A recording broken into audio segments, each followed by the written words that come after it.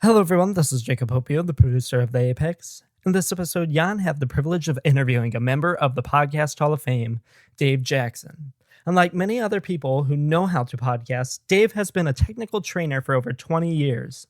This means he not only understands the technology, but can explain it in a plain English geek-speak free environment. Listen in as Jan and Dave discuss crucial keys to podcasting as they can help you avoid podfade as well as try to navigate this new playing field. If you want to support us, there are 3 ways to do so. One is to donate to our cause at www.patreon.com/theapexpodcast. Second, visit our merch line that is proudly partnered with Envision Clothing Company at envisionclothingcompany.com. The final one is completely free. All we ask is if you learn something from this episode or know someone that needs to hear our message, share it with them. Please subscribe and hope this pushes you toward your apex. Welcome, everybody, to another episode of the Apex Podcast. As always, I am your host, John Almasy, and today I am coming to you from a modified setup in my basement with a microphone that I actually first used in my college apartment when the Apex first started, because my other microphones are currently trapped at my office. So luckily I had a spare microphone, and in the midst of that, I decided to reach out to a couple of my friends in the podcasting industry and was lucky enough to find somebody that was bored or just wanted to get on the show. So everybody, I would like to welcome the one and the only Mr. Dave Jackson to the Apex Podcast. Thanks. I'm glad to be here, man. I'm glad you had the blue snowball in the closet. I mean, everybody should have a blue snowball in their closet because you just never know when you're going to need one. When you're going to need that blue snowball, yeah. Yeah. whether it's an icy or an actual piece of audio equipment. Right, exactly. You never know when your sugar is going to be low or you're going to need to record a podcast. So all of that, before we even turned the microphones on, we were having some awesome conversations. And for those of you that are listening that don't know who Dave is, he's a podcast Hall of Famer, and he works directly for Libsyn, which is, correct me if I'm wrong on this, but the oldest hosting service and for the largest podcasters and the largest in the country. Him, Rob, Elsie, well, the Robs, plural. Yeah.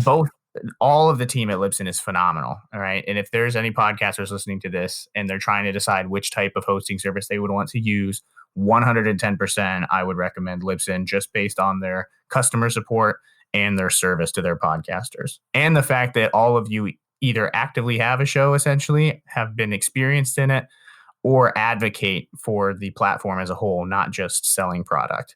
That's something that's huge for me. Well, we appreciate that. It's to me, it always sounds like a group from the '70s, Elsie and the Robs. You know what I mean? But yeah, we got a great crew. Yeah, you guys definitely do.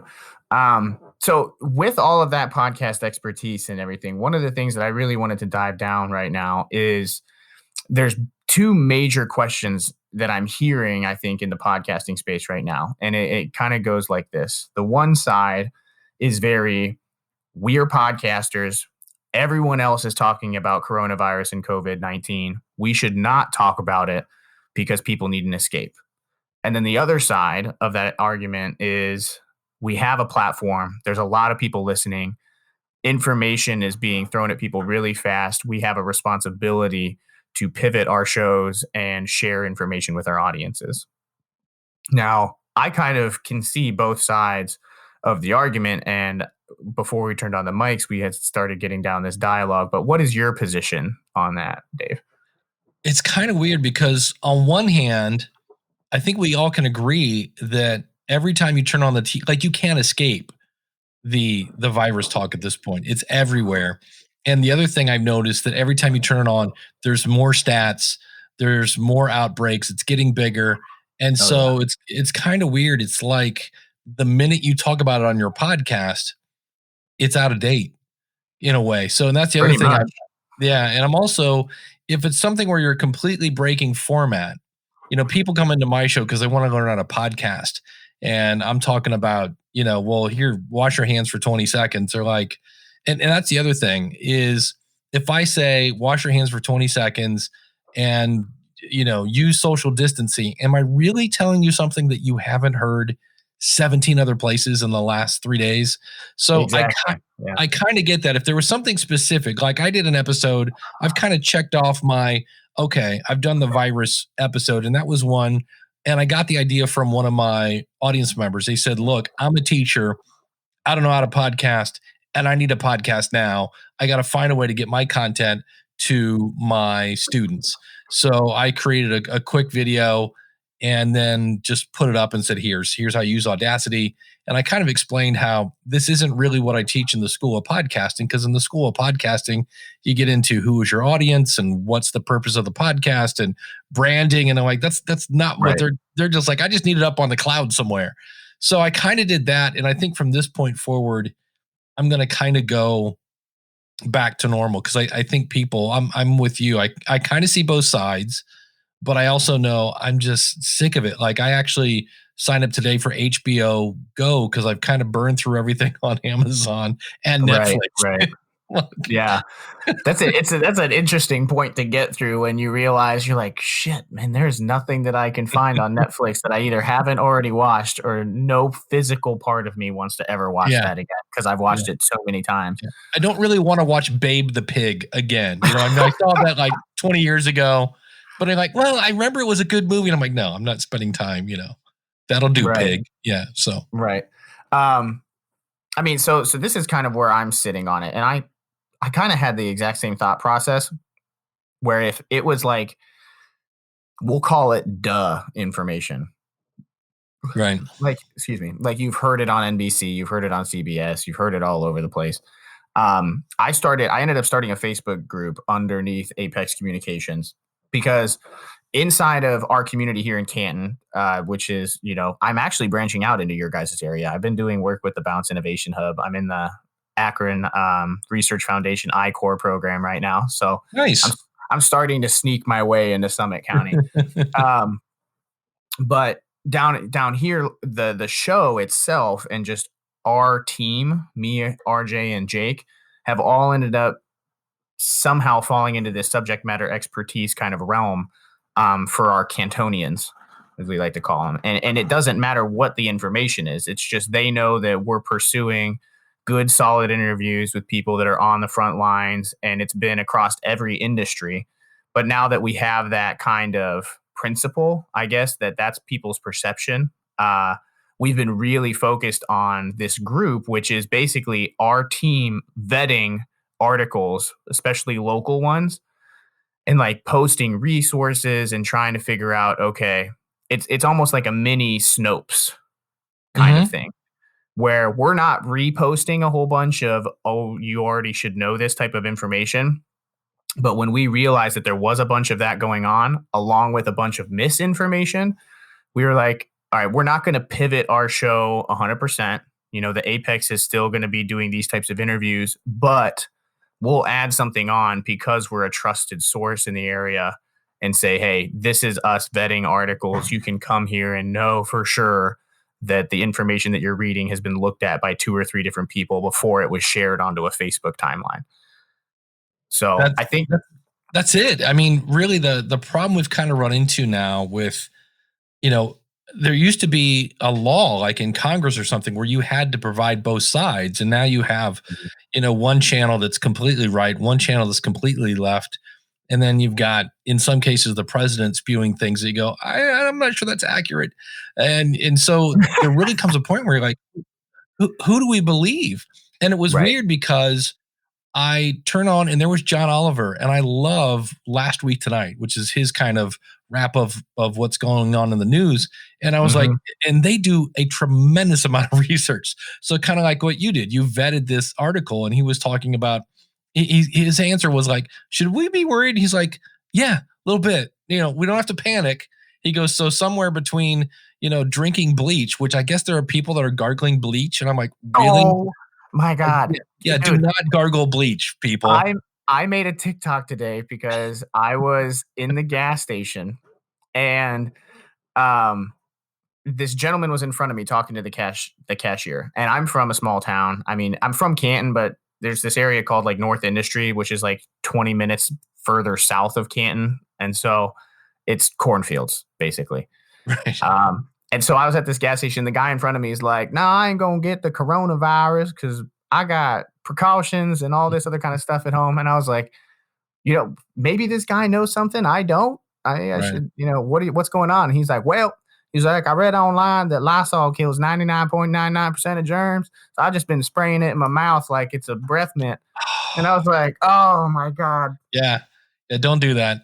And on like, the other no. hand, yeah, don't get on public transit and start licking all the seats. That's, somewhere in between, you got to kind of be purposeful and Rational, logical decisions. yeah. Yeah. You know, It's like yeah. today I was like, we're all getting kind of tired of being cooped up. And then it was really a matter of like, man, I could really go for some Chipotle. And it was like, I realized I have to order it online. And then it just dawned on me. I was like, okay, I think and again, you're not really sure what the mortality rate is, somewhere Right. between 2 and 5%, depending. And I'm like, okay, so if I get this thing, I'm over 50, I still got a good shot of licking this thing, but there are people that are dying. And I'm like, is really a burrito bowl worth a potential? It's like, no, I'm just I'll stay home. Yeah. So it's one of those like, all right, for now, I'm gonna kick back and I got plenty of food in the fridge and I've got a treadmill and other things I can stay active on and right. that like today I was walking around the neighborhood because there's nobody in my neighborhood, so I was walking around and getting some fresh air and things like that. And you're just like, all right, well, my dad had a saying when I was growing up, anytime things just hit the fan, he'd be like, "This too shall pass." So it was like, all right, well, just wait. So we'll see. But we are all kind of looking for that trusted source. So I like what you were saying there, where you're like, look, we've gone through and we've vetted this. And because there are things that, there are people that are, drinking Lysol. It's like, geez, right. Exactly. Well, it's kind of that like, I felt like it was the meeting in the middle.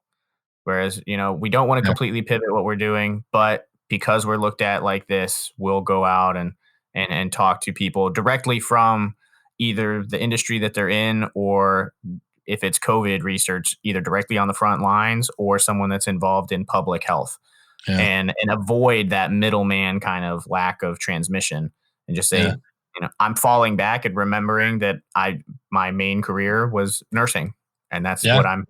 That's what I do as an RN. Like, we were the number one most trusted job in the Gallup poll for the last 19 years. So I got to make sure that I stay true to that. Well, and I can see the other side, because I remember once, have you ever done the whole, like, you buy a piece of furniture and it's like slot A into tab C into, that whole lanyard. And I was just getting frustrated because I kept putting things on backwards and having to do it twice. And I remember I was really, really frustrated. So I was like, you know what? I need to turn on some podcasts. And so I turned on one of my favorite podcasts, and the guy came on. He was talking about what he always talks about. And it was like having one of your friends. Like, all of a sudden I wasn't alone, ready to throw a hammer through a window. And so I totally get how we can definitely be the escape that people are looking for. So if they're all stressed out and they're like, oh man, I gotta get away from this coronavirus thing, they turn on like, hey, welcome to the show. Today we're going to talk about the coronavirus. They're like, no. So, it's in my podcast too. So I get both sides of that. I haven't watched it. Not that this is in any me, I'm not comparing the two, but you do think back to like the latest, the biggest thing in at least in the States maybe was like 9/11. And they had the whole thing where, late night took off and are we allowed to laugh kind of thing. And I think at this point, I think we're all dying to laugh and kind of get distracted. So it'll be interesting to see, because I heard like Jimmy Fallon is now working from home. And I was like, how's that going to work? So that'll be kind of interesting. And and I just watched John Oliver, and his latest episode was weird because he recorded it without an audience. And it's weird listening to somebody tell jokes and there's no laugh track. There's just nothing. And you're just kind of like, and he even said, he goes, this is a little weird. Yes, it is. It's a little weird. And we're just going to do the show. And it's just me and like 3 camera guys here. And, we'll go through it. So I totally get how we could really be a benefit to people who just want to just chill out for a bit and not think, I mean, that's what movies are great for. We talked about Netflix and things like that. It's great when we can help them escape. Yeah, I agree. I like some of the episodes when you said that it feels like there's a friend in the room with you. I've had listeners message me and, hey, I was having a really, really bad day today. People that I went to high school with or haven't talked to in years. that are just, hey, no, I listen to your stuff and it keeps me going.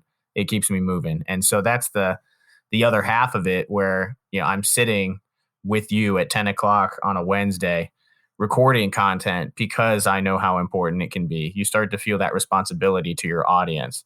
So I want to use that to kind of shift over to start talking to podcasters in this time, because I think that podfade is going to be a real thing right now.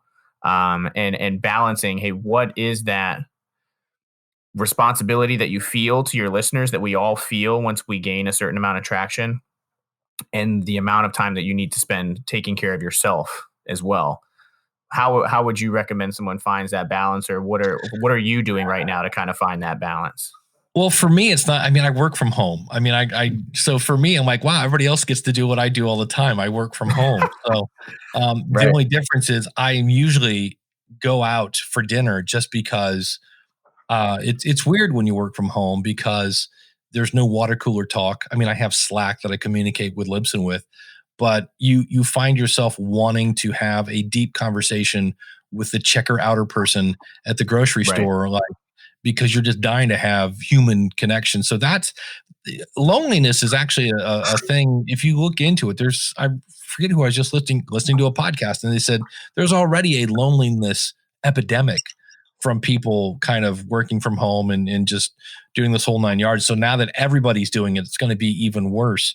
So for me, the balance is number one, get sleep. So don't fall down the Netflix hole. And I know the next episode's coming right up, but get some sleep, because that is really the linchpin for so much, whether it's stress or your health, or, you're trying to keep your body healthy. Get some sleep. And then the other one is, your support. So you've got to have, work with your family or whoever's in your house with you, and make sure that everybody is aware. Because especially now, I was talking to a guy earlier, he had twins home from school, and he's like, I'm trying to do my job, and I got, 6-year-old twins running around going crazy. He goes, so, it's just one of those where we're all getting a whole new test that we've never done this before. So it might be a case if it's you and your spouse or your partner are home, all right, you babysit for the next hour, I'm going to work, and then we'll tag team, and then you take the twins, and then you can do your day job, and you're just going to kind of have to figure it out, and just realize that, hey, human beings don't like change, period. They just don't. And so this is a change. It's forced on us. So just by natural causes, we're all going to be a little stressed out.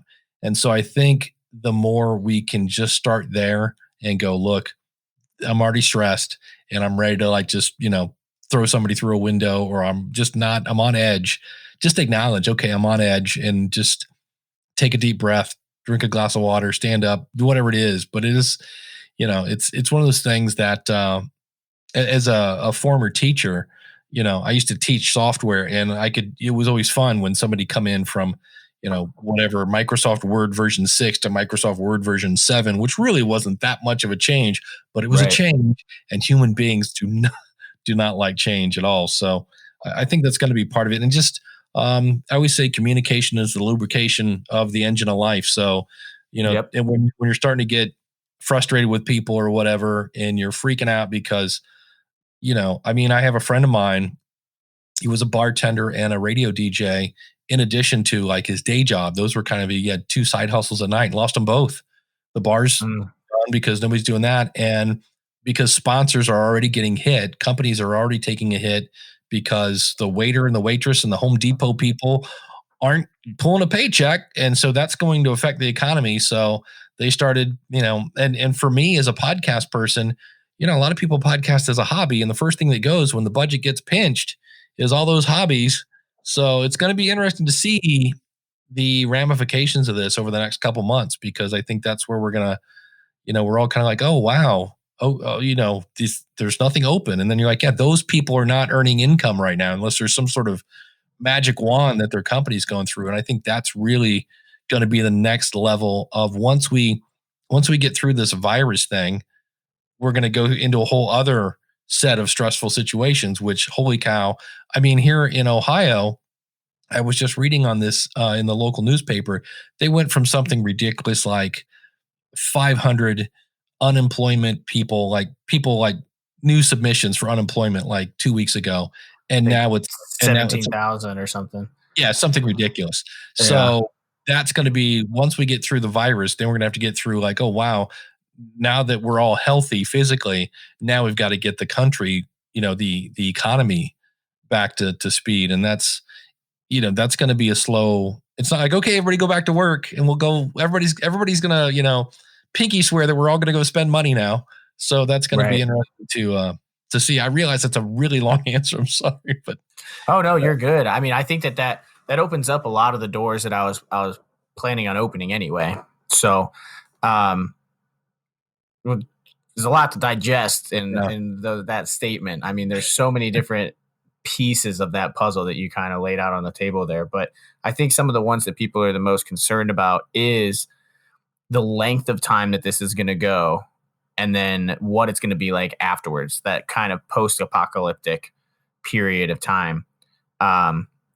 So I'm going to kind of go back to the very beginning of that. And when you talked about people not liking change, I've actually been extremely, I would say pleasantly surprised with the amount of acts of humanity that I've seen from people when it comes to everything is hitting the fan, athletes volunteering to pay people salaries for a week, people volunteering services, people volunteering time. I just went and volunteered at a food drive that, there's tons of them that are popping up around the city. People are delivering groceries to old people and leaving them on their front porch and sanitizing them before they come out to pick them up. Like, we are genuinely, as a human race, actually focusing on some of that like value-based stuff. And it's been really, really cool to watch people not really liking the change but accepting it and saying, okay, if this is going to happen and it's actively happening, it's reassuring to know that internal human instinct is still, let's try to help each other out. Yeah, somebody said something today again on a podcast that I went, you know what, that's true. How often in history have everyone on the planet going through the same thing? Right. Like we can talk about, whatever, if there's a, unfortunately a terrorist attack in London or something, like, or like, oh wow, thoughts and prayers, but this is literally, we are all going through this together. And you're right. I think that does kind of help, because we all know, I think we're all willing to give each other a break, because it's like, yeah, it's, and already I mentioned my bartender friend. I've already seen people like, hey, do you have a Patreon? Those that have are going to try to help those who get the short end of the stick, and we'll try to help each other through. But yeah, which is in one way, which kind of gives you hope, because you're like, oh yeah, I keep forgetting that underneath it all, most humans are pretty decent people. We'll actually try to put them together. But then it's like, why couldn't we be like that all the time, people? Yeah, exactly. Okay, you can't, no takesies backsies. You're showing your true colors right now. So when all of this stuff goes away, no going back to being a dick, like Kyle, get your stuff together. Yeah, that's it. We don't want the, what is it? Karen has the manager's haircut. I need to see your manager. We don't need Karens to come out of the woodwork after the COVID-19 crisis. That's it. Treat your servers positively. Yeah. Okay, so then the next piece of that we can kind of digest, I think, is that post-apocalyptic period, right? With the economy needing to rebuild, people needing to communicate.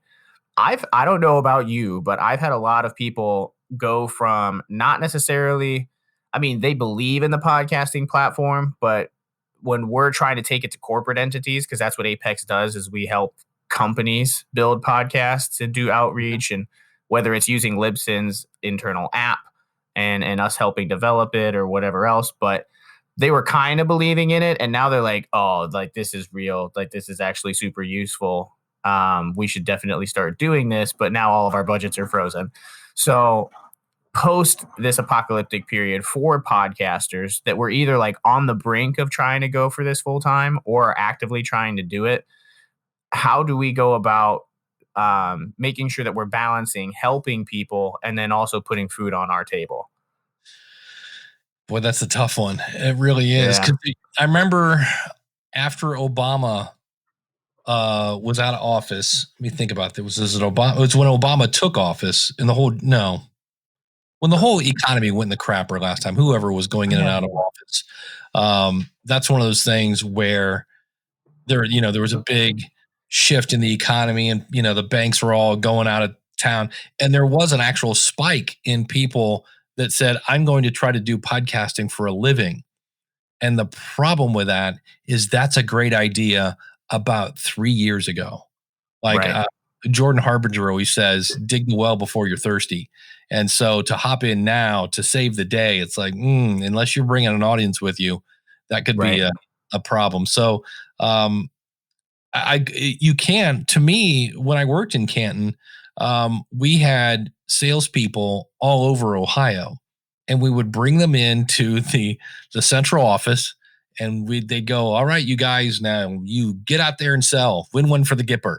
And they would all go back out to, some of them were driving down to Dover and Youngstown. And I was like, when I see that scenario, I'm like, now instead of driving into the office, just fire up your phone and you get the win one for the Gipper, go sell some stuff on your way to your first account. So you're not paying for that mileage both ways, as an internal tool. And then with some technology, you can actually see that Harold in accounting hasn't listened to the 2 episodes from, March. So you're like, all right, I can see who's paying attention and who's a team player and who hasn't. So I could definitely see podcasting in business as well as a marketing tool, but as an internal tool, it's pretty handy. I'm just worried about the, like I said, the hobby person. It's a side hustle. Oh, yeah. And now they're like, there's so many good shows that are just those hobby side hustles. I mean, so with Podcast Ohio, which you were hopefully will still be coming to speak at in July. However, that may get pushed off in whenever it needs to be. Wait and see. Yes. Yeah, we shall figure out if this passes or not. But there's 30. I think we're up to 30 plus shows on that community, and it all started as basically just trying to get another place that people in their own backyards could list shows and then find other podcasters in their own backyards and talk to them and get their contact information about their show and everything else. But pretty much all of them are hobby podcasters. And there's shows on there like The History of the Greeks, Ohio 88, Chalk Murder to Me, and all of these shows that I've come to know and love because I'm an Ohioan and I listen to the local shows, but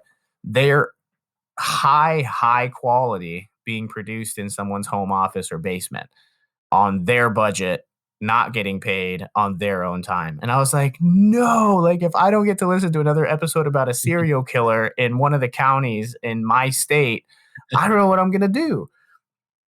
So yeah, it's going to be interesting. And that's where in some cases, you hate to kind of hold your audience hostage. But there are times when you have to go, look, here's the deal. I'm just going to be completely transparent. It costs me X amount of money to produce an episode.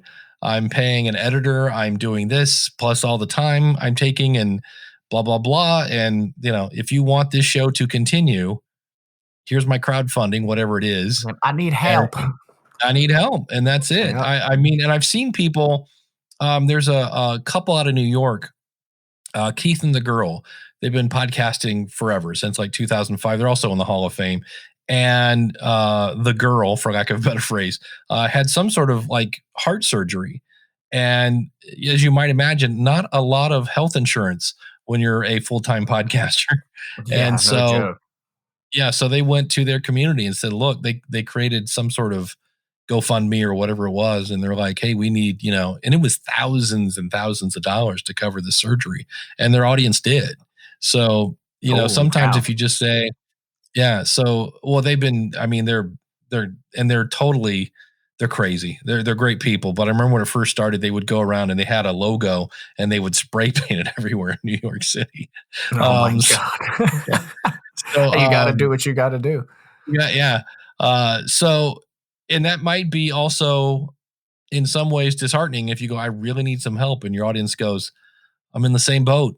I would love to give you Right. $5, but I lost my job at wherever, and so it's going to be interesting to see how this rolls out. But in some cases, hopefully, again, I'm with you. I believe in humanity. I think we're all going to find a way to, Yep. hopefully, if somebody's boat is sinking, we're all going to go over and try to, plug the holes or yeah, grab a bucket, exactly. start shuffling. I think that's kind of my call to action, I guess, for whether you're a person in Podcast Ohio, you're a podcaster outside of the state, I think we're in like 38 states at this point. So regardless of which one you're listening from, got those statistics from Libsyn, high five. You need to understand that that's the biggest core, I think, of what I wanted this episode to really showcase, is that regardless of what's going on, the humanity is there.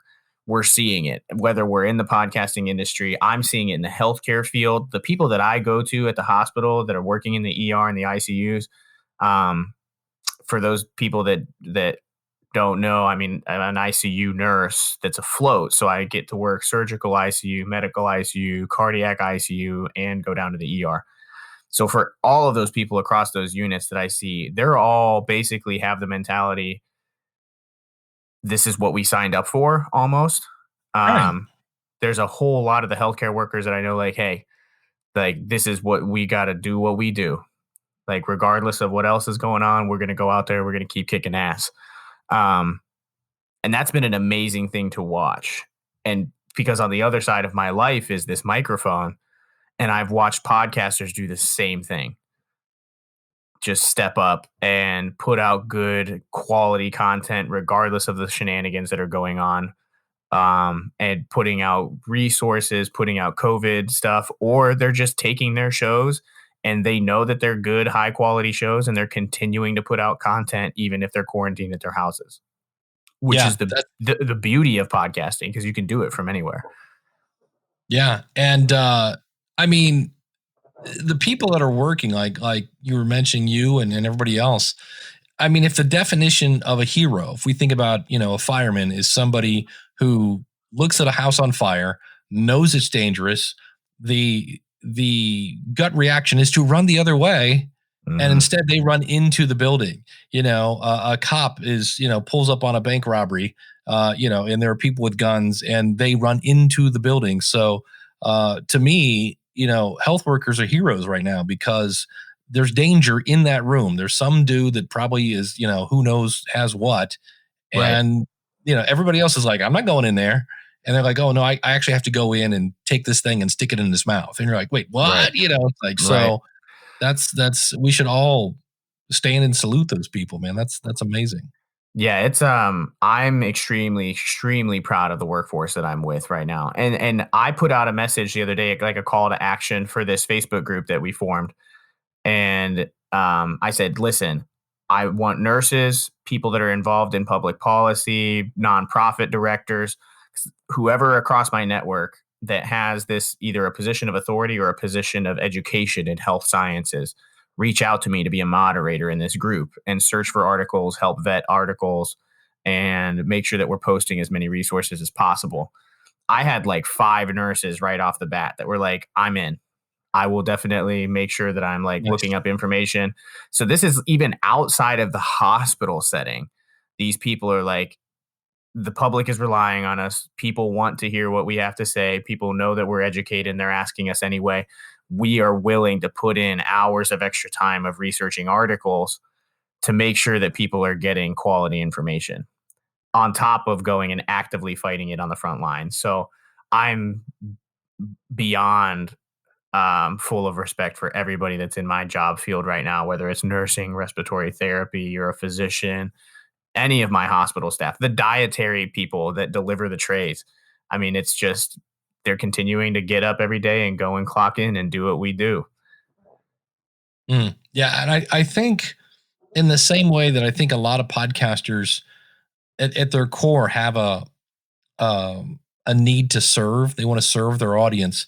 I think nurses, I was married to a nurse, and there were just times when she would put on her cape and off she went. We were coming down 77, Route 77 here in Ohio one day, and there's one part of it that's just built horrible. It's, you actually, it's designed to make you skid off the road. And there's a thing called Dead Man's Curve, and it was raining cats and dogs. And sure enough, we watched somebody skid right off the road and almost hit a guardrail, and it was pretty nasty.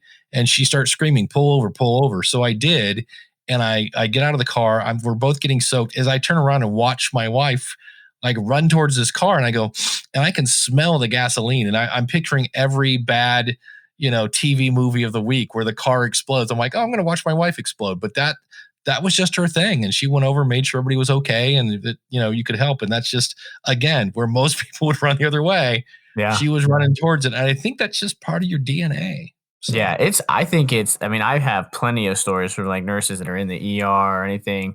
I know for me, something similar, just driving down the highway one time in Nevada, I was on my way to the Grand Canyon and I watched this truck get blown by the wind almost off the road, jackknife, rolled twice and skidded and all this other kind of stuff. And like I squealed to a halt in my rental. And I got out of my car and sprinted towards the truck. And right behind me, another guy had pulled over and he's screaming. He was like in the Army or prior service Army and then a paramedic. And then I was like, I was a senior in nursing school at the point. I was like, I really don't know anything, but I know enough. Like, because I had been in the Air Force, so I knew like self-aid buddy care and some of the basic stuff. So we like sprinted up and he's giving him like a neuro check and doing basic stuff to make sure that he's okay to move him out of the vehicle. And then we like get him out and lay him down on the ground and wait until paramedics get there. But it was a super surreal moment for me because I think it's the first time that I ever realized that I had that instinct that like, you can like always talk about having that instinct and always say, oh, this is what I would do in this type of situation. But that's like the first concrete time that I remember that switch flipping and then like blacking out from then until when the guy was out of the truck. It's like, oh, well, okay, I guess that reflex is there. But I mean, like you said, a lot of the nursing friends that I talk to, we all seem to have that type of reflex, especially ICU and ER people.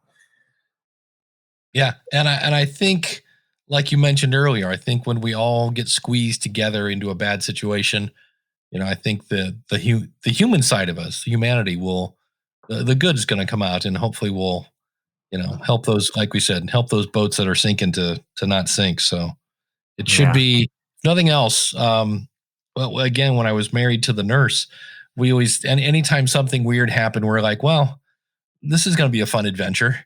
When you just don't know how things are going to turn out. So if nothing else, this whole virus thing, well, this will be a fun adventure to tell the grandkids, oh yeah, I remember the coronavirus of 2020. I lived through that. So yeah, it's there's a lot of people that between the first time that something has happened to the world all at once. Yeah. This is like World War I, World War II level being a chapter in the history books types of situations. So I guess my final call to the podcasters that are out there is regardless of whether you're putting out your own content, you're putting out COVID content, you're doing research, whatever, these are the voices that are going to be heard in the history books. Our voices in the podcasting world, just on the track that we're in right now, the amount of people that I'm seeing listening to episodes that I'm putting out, whether that's because they're stuck at home and they're so bored that they finally found a local show or something. Regardless, your voice right now is going to be impacting somebody, and probably more so than normal. So we have that power, we have that responsibility, and we're in a historical era right now. The history books are actively being written on an hourly basis, if not minute by minute. So embrace that and understand that those who are true leaders are going to be proud of their voice and let it ring to everybody that needs to hear it. That's absolutely. And never underestimate, we always kind of feel like, well, nobody's going to listen to me. It's just me and the water heater down in the basement. Who's going to listen to me? But you have impact on people far more than you know. A lot of times they don't tell people. The one that always still blows me away, I have a couple. But I am overweight myself, but I do a weight loss show because I thought if I started a weight loss show, I would hold myself accountable, and it's not really working. But I did a show and I said, if you have to lose over 100 pounds, that can really mentally mess you up. I said, so what if you could lose 10 pounds? And then what if you could lose 10 pounds 10 times? And I just breaking it down to these little parts. And, months later, I had somebody email me and they said, "Hey, Dave, I did it." I'm like, you did what? And they're like, "I lost 100 pounds. I lost 10 pounds 10 times. And I was like, "Wait, what?" And they're like, and then you're like, "Oh, wow, people are actually listening to me. Holy cow, I gotta watch what I'm doing." So yeah. So in times like this, don't underestimate, you can impact people. And again, you can be just that voice they need to hear. That's like, okay, the world's a little crazy now, but I've got Jan in my ears. Things are good. I'm good to go. So yeah, I'm listening to Dave dance to the music on the Saturday mornings. that's it. Only the true podcasters will understand that reference. But man, I appreciate your time for sure, sitting down, especially with all of the stuff that's going on. It's good to know. I mean, that Libsyn is still out supporting people.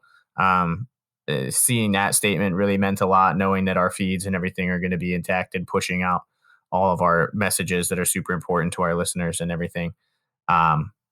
It'll be, like you said, it'll be an adventure, but with the crew that we have here on the planet right now, I'm confident that we'll make it out on the other side. So yeah, absolutely. Well, thanks for having me.